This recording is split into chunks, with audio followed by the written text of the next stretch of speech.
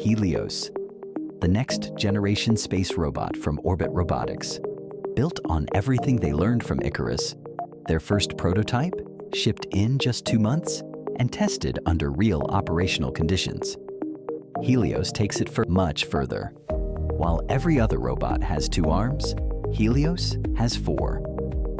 4 arms, 4 hands. Because in microgravity, 2 arms isn't the limitation.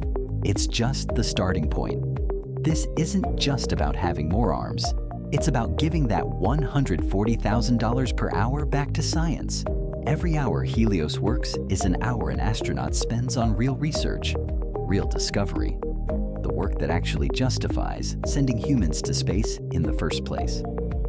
HELIOS officially drops on May 27th at ETH Zurich. And if this is what space robotics looks like in 2026, the future of space exploration just got a whole lot more interesting. So, here's my question. Should robots completely replace astronauts? Or do we still need humans in space? Drop your answer in the comments below. And subscribe to Siron Labs. We document the future every single week.